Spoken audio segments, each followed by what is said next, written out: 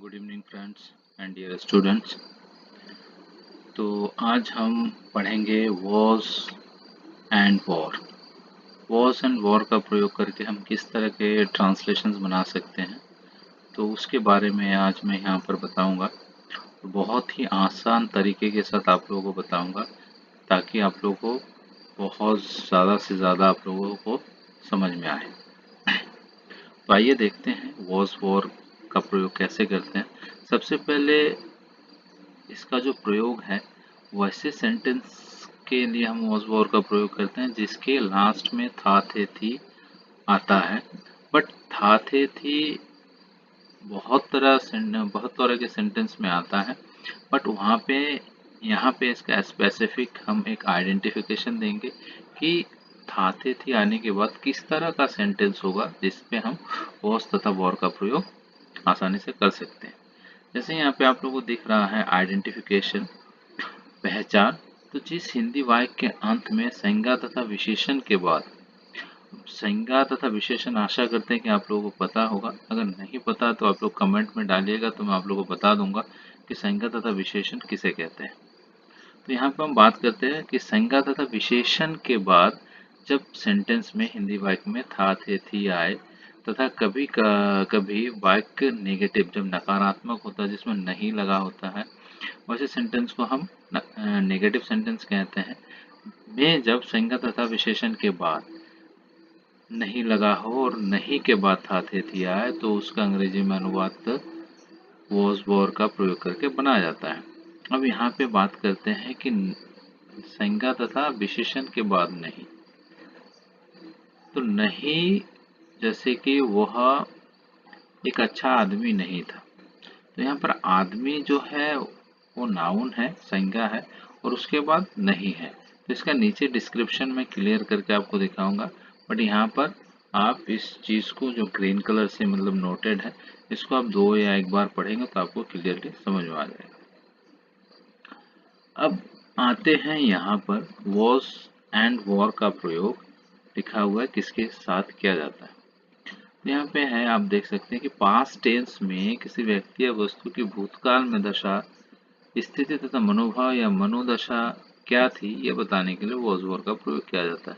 मतलब इस was war का प्रयोग करके हम जो भी बात करेंगे वो सब की सब बात वही होगा जो भूतकाल में ऑलरेडी वो बीत चुका है। वैसे सेंटेंस का हम यहाँ पर जिक्र करेंगे। तो आइए देखते हैं कुछ एग्जाम्पल। जैसे राम एक ईमानदार आदमी था।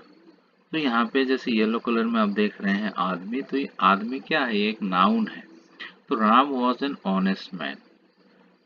तो आदमी नाउन है, संज्ञा है और उसके बाद था थे थी आए। इस तरह के सेंटेंस में जो ऊपर आपको पहले ही बता चुके हैं कि मैक्सिमम सेंटेंस जो है वो आपका नाउन या संज्ञा के बाद ही था थे थी आएगा। तो वैसे सेंटेंस का हम लोग प्रयोग जो है वॉज तथा वॉर का प्रयोग करके करते हैं। यहाँ पे देखिए डिटेल में लिखा हुआ है आदमी एक संज्ञा है जहाँ संज्ञा के बाद था आया है। उसके बाद सेकेंड सेंटेंस है उसका दोस्त एक गरीब किसान था तो his friend was a poor peasant. तो यहाँ पे किसान भी एक नाउन है, किसान यहाँ एक संज्ञा है जहाँ संज्ञा के बाद था थे थी है। तो ऐसे सेंटेंस में कहने का मतलब है कि जो भी इस तरह का सेंटेंस होगा जिसके लास्ट में संज्ञा था या विशेषण के बाद था थे थी आए तो वहाँ पे हम वॉज वॉर करके सेंटेंस का अंग्रेजी में अनुवाद करते हैं। वह बेईमान था, ही वॉज डिसऑनेस्ट। बेईमान यहाँ एक विशेषण है जहाँ विशेषण के बाद था आया है। तो आशा करते हैं यहाँ तक आप लोगों को समझ में आ गया है। अगर किसी को कुछ समझ में नहीं आया तो आप प्लीज़ कमेंट बॉक्स में अपना क्वेश्चन आप डाल सकते हैं। कुछ भी डाउट है तो मैं उसको डाउट को क्लियर करने की कोशिश करूँगा। अब यहाँ पे एक नोट है, देखते हैं। तथा जिस हिंदी वाक्य के अंत में था थे थी रहे जिससे यह पता चले कि किसी संज्ञा तथा सर्वनाम के बारे में बात हो रही थी वैसे हिंदी वाक्य का जब अंग्रेजी में अनुवाद किया जाता है तो वॉज तथा वॉर का प्रयोग करके किया जाता है। अब यहाँ पे नीचे कुछ एग्जाम्पल्स और हैं। वे लोग अच्छे कलाकार नहीं थे तो दे वर नॉट गुड आर्टिस्ट। वो एक ऐतिहासिक क्षण नहीं था, that was not a historical moment. वो पैसों का शौकीन नहीं था, she was not the fond of money. Gandhi कमजोर था, डरपोक नहीं, Gandhi was weak not timid. ये कुछ एग्जाम्पल है जिससे आपका डाउट और क्लियर होगा। अब नीचे देखते हैं यहाँ पे एक और नोट है आप लोगों को समझने के लिए, ताकि आप लोगों को ज़्यादा समझ में आए। जैसे वॉज एंड वॉर का प्रयोग कर हम भूतकाल में अपनी रोज़मर्रा की ज़िंदगी में किसी की प्रशंसा, बुराई, अच्छाई, दशा तथा स्थिति को बयान करने के लिए करते हैं। जैसे वो एक बदमाश लड़का था, he was a naughty boy, तो ये उसकी दशा या हैबिट को बताता है कि वो कैसा लड़का था। तुम एक महान लेखक थे, you were a great writer. तो इस तरह के सेंटेंस है जिससे हमें किसी के बारे में पता चले कि वो किस तरह का आदमी था, उसकी कंडीशन क्या थी, गरीब था, अच्छा था, बुरा था, जो भी है, इस तरह के कंडीशंस बताने के लिए वॉज वॉर का प्रयोग किया जाता है। नोट, वॉज और वॉर का जो अगर हम बात करें हिंदी, तो उसका था, थे, थी होता है। इस सेंस में हम वॉज तथा वॉर का प्रयोग करते हैं।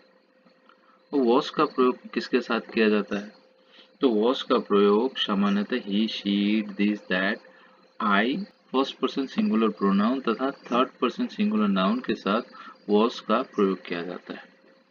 वॉज का प्रयोग सामान्यतः he, she, it, this, that और आई, फर्स्ट पर्सन सिंगुलर प्रोनाउन तथा थर्ड पर्सन सिंगुलर नाउन के साथ वॉज का प्रयोग किया जाता है। मतलब कहने का मतलब यह है कि जहां जहां हम इन सब्जेक्ट का प्रयोग करेंगे, ही, शी, इट, दिस, दैट, आई, उसके साथ हम वॉज का प्रयोग करेंगे। एग्जाम्पल नीचे देखते हैं। सीता एक सुंदर लड़की थी, तो Sita was a beautiful girl.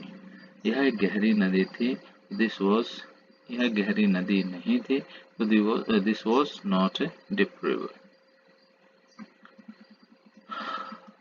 अब यहाँ पे है वॉर का प्रयोग। तो यू, वी, दे, दीज, दोस तथा प्लूरल नाउन एवं प्लूरल नंबर जो एक से ज्यादा हो उसे प्लूरल नाउन कहा जाता है तथा इसके साथ वॉर का प्रयोग किया जाता है। इट मीन्स जहाँ पर किसी एक व्यक्ति या वस्तु का बोध होगा वहाँ पर वॉस का प्रयोग होगा, और जहाँ पर एक से ज्यादा व्यक्ति या वस्तु का प्रयोग होगा वहाँ पर वॉर का प्रयोग होगा। सीता और गीता अच्छी दोस्त थी, तो Sita and Gita were good friends. ये सब किताबें प्राचीन नहीं थी, this books were not ancient.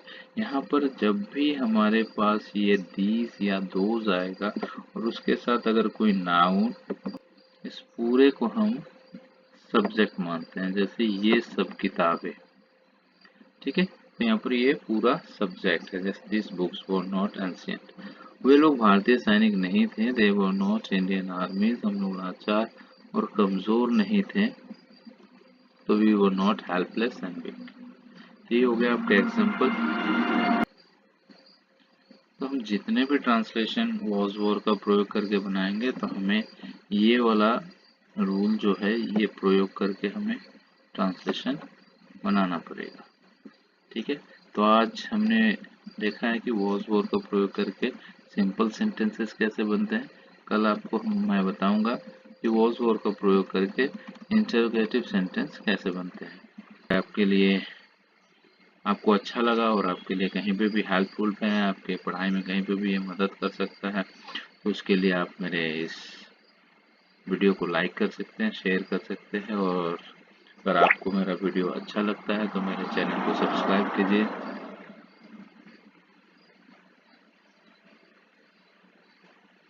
Thank you so much, बहुत बहुत धन्यवाद आपका।